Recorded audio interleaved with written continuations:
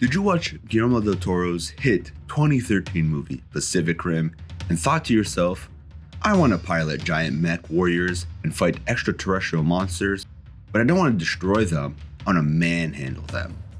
Oh, just me? Welcome to Totally Relevant Reviews, where I try to replace the approval of my parents with random internet strangers. Moving on. Into the Breach is a turn-based strategy roguelite or roguelike. I don't know the difference anymore between the two, so I'm going to coin a new term here, a Totally Relevant Reviews exclusive. Games where every run is different, or GWRD for short. Who wrote this joke? But anyway, Into the Breach is a game where you take control of mechs, defending the last bastion of humanity against an ongoing invasion of Vex. Into the Breach was developed and published by the darling indie studio Subset Games, which is made up of Justin Ma and Matthew Davis. You may probably know Subset Games from the first title, Faster Than Light. Into the Breach takes some design elements from Faster Than Light, like the game design and slight roguelite elements, but Into the Breach is a fairly unique roguelite. You would think that a game about controlling mechs would be about battling and defeating your enemies, but Into the Breach is more about controlling the map and preventing enemies from attacking. So, the basic premise of Into the Breach is set in the far future where you controlled mechs defending civilization from waves of monsters trying to destroy humanity. The whole point of Into the Breach is to defend civilization. Many games don't prioritize protecting civilians, but in this game, preventing collateral damage is your focus. You have to maneuver the bugs around to avoid damaging buildings. Each damaged buildings lower your power grid. The power grid is essentially your health bar, and once it reaches 0, your run is over. You beam your pilots out of danger and start the next one.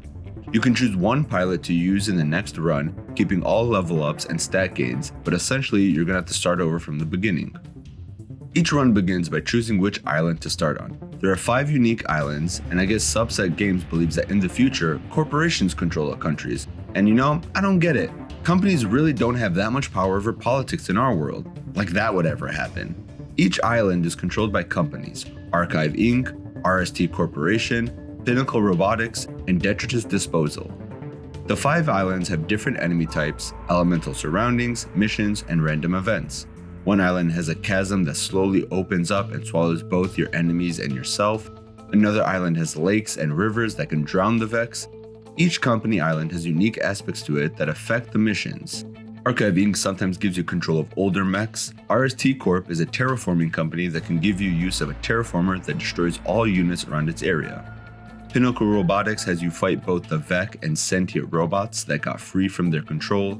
And Detritus Disposal is a waste company that leaves pools of acid on the map that damages allies and enemies alike. And lastly, the Volcanic Hive. The Hive is an island where the Vec originate from, that basically serves as the final mission of each run. Once you destroy the Hive, the run ends. Each successful mission gives you one of 3 rewards: restoring power grid, reputation, or ion core. Restoring the power grid is essentially regaining health.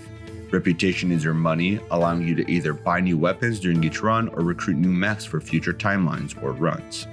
Ion cores let you upgrade your abilities during the run. These reset with each timeline. You start by choosing which team of mechs you take on your run. The mechs come in teams of 3 and are unified by ability and design themes. Tug and yank your enemies into the elements. Pilot some beefy boys and throw around the Vec like your own version of WWE. You can drop smoke bombs and prevent Vex from attacking. Lightning damage shocks the Vec and deals damage over time. Fire works in a similar way, but it leaves behind a fire tile that damages anyone that walks over it. There's so many ways to mix and match your mechs to keep each run fresh and entertaining.